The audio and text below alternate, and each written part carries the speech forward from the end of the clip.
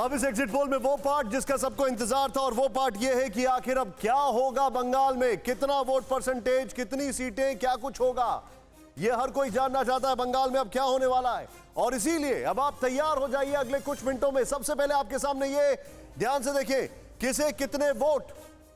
40.5% BJP, जो कि बहुत अच्छा है। सोचिए कहां से उठ के कहां तक पहुंचे। टीएमसी 43.9%, बहुत बड़ा चेंज नहीं है लोकसभा की अगर बात की जाए तो। Left 10.7%, other 4.9%।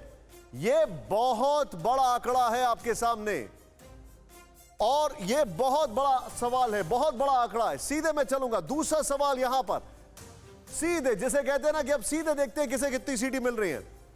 सरकार बनते हुए टीएमसी की दिख रही है, बीजेपी की नहीं दिख रही है। बीजेपी 125 से 135 सीटें, टीएमसी 142 से 152, लेफ्ट 16 से 26, अदर्स सन्नाटे में। ये देखिए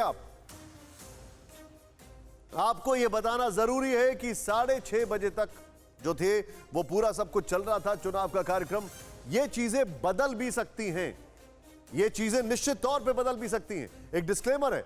लेकिन ये अभी तक का जो आकलन है वो सामने आ रहा है। मैं सीधे चलूंगा, शिव मेरे साथ हैं, मेरे सहयोगी जिन्होंने ये पूरा आपके साथ आपके लिए ये पूरा डेटा लेकर आए पोल स्टार्ट के। शिव, चेंज कितना परसेंट दिखाई देता है इसमें?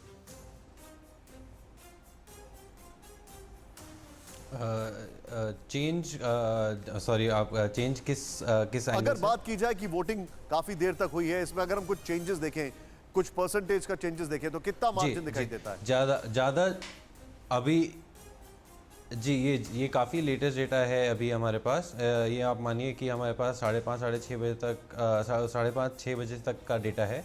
उसके बाद आधे ही घंटे की सिर्फ पोलिंग हुई, तो ज़्यादा इसमें कोई बदलाव नहीं होना चाहिए जहाँ से हमें देखने को लग रहा है।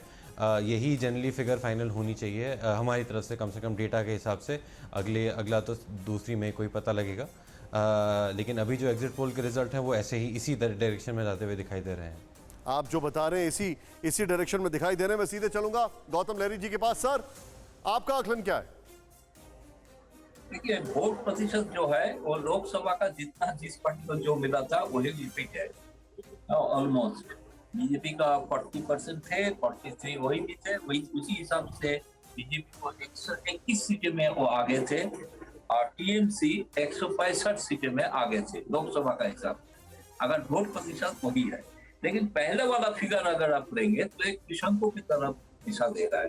लेकिन दूसरी फिगर जो लेंगे आउटर लिमिट, वो लेने से तृणमूल का थोड़ा बहुत बड़ा दिखाई दे रहा है।